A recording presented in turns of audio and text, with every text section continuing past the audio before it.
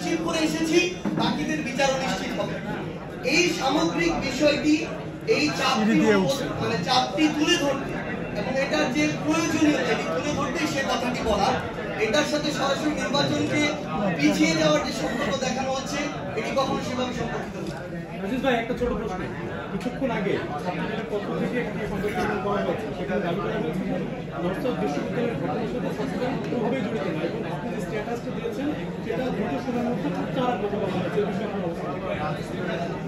দেখুন, আমরা আমাদের জায়গা থেকে আমি আমার বক্তব্য এবং সেদিনও বলেছি যে সেখানে কিন্তু স্পেসিফিক পুরো ছাত্র দল মানে একটা দল হিসেবে এটা করেছে, বরং এটা বলা হয়েছে যে ছাত্র দলের একদম সেন্ট্রাল পোস্টে আহমেদ শাকিল যিনি আছেন, সেই জায়গায় ইচ্ছাকৃতভাবে এই বিব্রতকর এবং অস্বস্তিকর পরিস্থিতিটা তৈরি করেছে। এবং আপনারা যে ভিডিওটা দেখেছেন যে এখানে একটা হাতাহাতির ঘটনা হয়েছে, এটা কিন্তু আমি চলে আসার পর।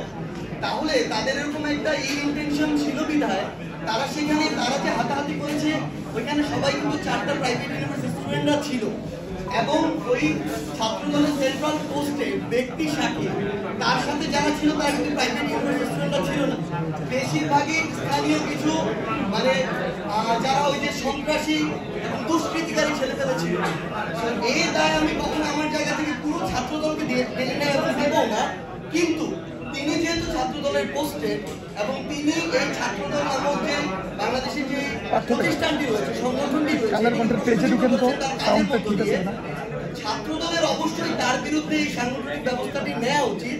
অন্যথায় তাদের দলের যে নেতাকর্মী যারা রয়েছে, যারা কেন্দ্রীয় পোস্টে, তাদের উপরে যে তাদের ওই নিয়ন্ত্রণটি নেই এবং তারা একটি তাদের ভিতরে শৃঙ্খলার যে পরিস্থিতি, এই বিষয়টিতে তাদের যে কন্ট্রোলটি নেই, এটি কিন্তু প্রকাশ পাবে। সেই জায়গা আমার জায়গা থেকে এটি স্পষ্ট অবস্থান থাকবে।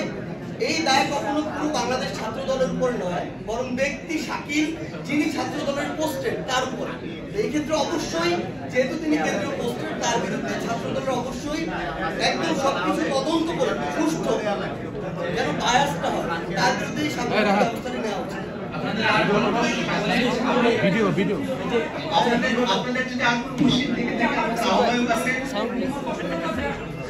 আচ্ছা, একটা প্রশ্ন। একটু ভিডিও করো।